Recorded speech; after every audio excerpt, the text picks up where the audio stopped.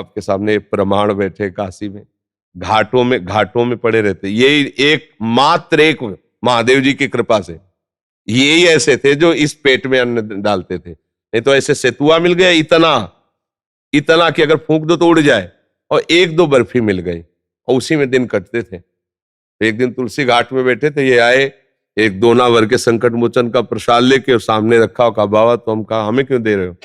बोले महादेव जी ने प्रेरित किया है। तुम कहा और भी तो दे दो जाके ना। बोले नहीं, आपके लिए प्रेरित किया है। और बाबा एक कुटिया पास में आओगे? हम काम किसी गृहस्थ की कुटिया हम नहीं रुकते, हम तो घाट में रहते हैं। बोले गृहस्थ नहीं बाबा, हम भी बाबा जी है।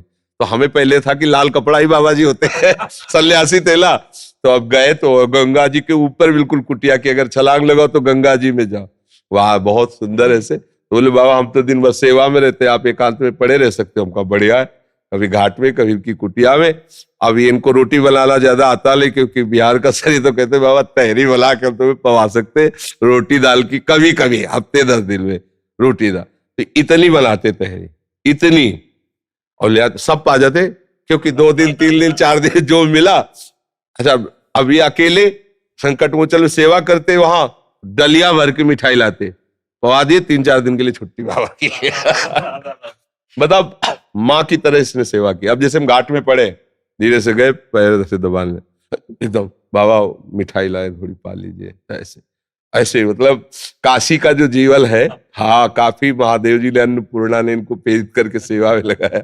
हाँ, और यही हमें वृंदावन के लिए गाड़ी में पहली बार बैठा लेते, इनसे कहा यार हमें वृंदावन पहुंचा दो। हाँ बाबा, चित्रकूट जब आप परिक्रमा नियम पूर्वक लगा रहे थे ना, जब हम गए थे पहली बार जिंदगी में, वृंदावन के लिए इन्होंने गाड़ी में बैठाल करके विदा किया था। काशी से चित्रकूट, चित्रकूट से बस वृंदावन किया। देखो ये हमें भेजे, अपनों आ गए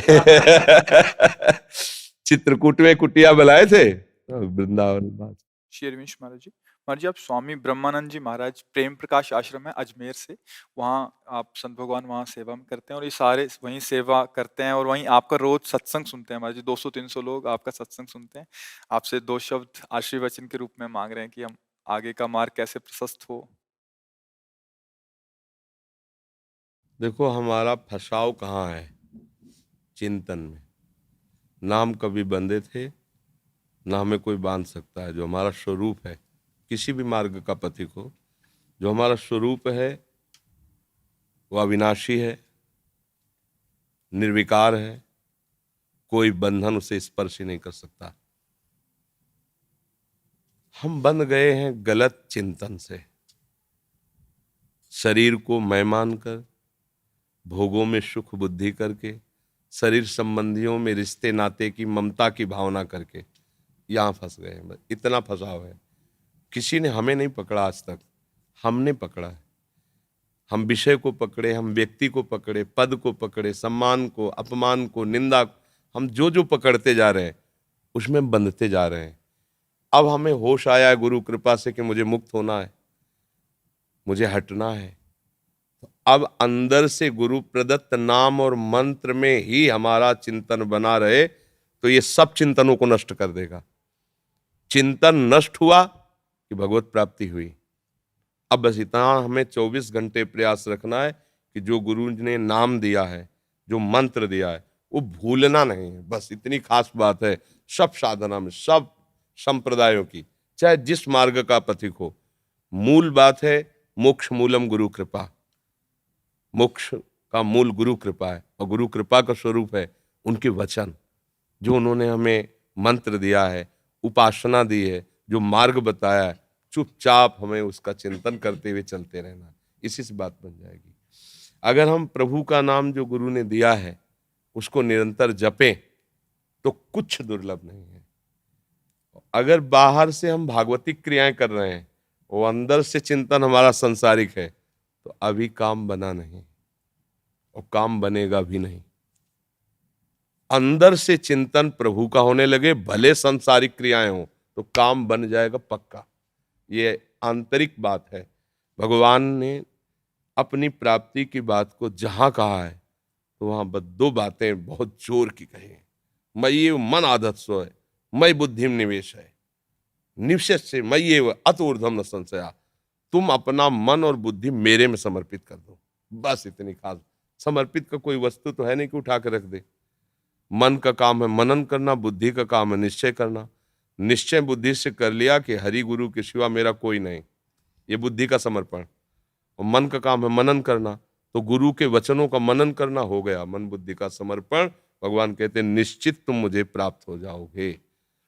अनन्यस चिंतयन्तु माम, केवल चिंतन की बात भगवान यहां कह रहे हैं। योगक्षेम तो मैं वहन करूंगा, तुम्हारा कर्तव्य केवल चिंतन करना है।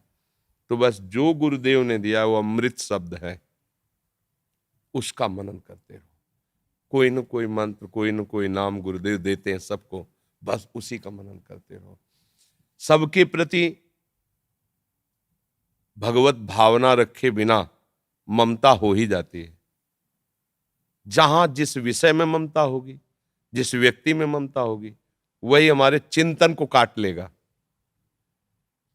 समझ पा रहे हो? हम आपसे जरा सा ममता करेंगे भगवत भाव रहित, तो आपका रूप होगा, आपकी बातें होंगी, आपका चिंतन कट गया ना। हमारा चिंतन जो अनन्य चिंतन हो रहा था उससे कट गया। और अगर हम आपको प्रभु मान रहे हैं तो हमारे चिंतन में कोई फर्क नहीं पड़ा। क्यों? ये रूप बदलते रहते हैं, बात तो एक ही है ना कि मेरा ही प्रभु है, प्रभु के सिवा। हम बात कर रहे हैं, अपने प्रभु से बात कर रहे हैं, तो हमारा बात करना भी भजन हो गया। हम बात कर रहे हैं, किसी व्यक्ति से बात कर रहे हैं, अब हमारा गलत हो गया। वही हमारी उपासना बन जाती है और वही हमारी वासना लग जाती है अगर हम चूक कर गए तो। साधक, साधु, उपासक सावधान रहता है, चूक नहीं होने देता। संसारी चूक ही चूक होता है, क्योंकि जहां से सावधानी होती वहां संपर्क ही नहीं है। सावधानी होती गुरु कृपा विवेक से, नाम बल से। इसलिए खूब नाम जप करो, सबके प्रति भगवत भाव रखो और गुरु की कृपा पर विश्वास करो। उनकी कृपा से सब हो जाएगा। गुरु कृपा वपु है, भगवान की कृपा ने गुरु रूप धारण करके, या ऐसा कह सकते हैं भगवान ही कृपा करके गुरु रूप धारण करके हमें अपना परिचय दे रहे हैं, हमें अपना साक्षात्कार करा रहे हैं। जो गुरु पर ब्रह्म भाव रखता है उसके लिए कुछ दुर्लभ नहीं है। और जो गुरु के वचनों को नहीं मानता, वो चाहे सर के बल खड़े होकर तपस्या कर ले, कभी भगवत प्राप्ति नहीं हो सकती, उसको शुद्ध ज्ञान हो ही नहीं सकता। इसलिए गुरुदेव के वचनों का आश्रय लेकर खूब भजन परायण रहो।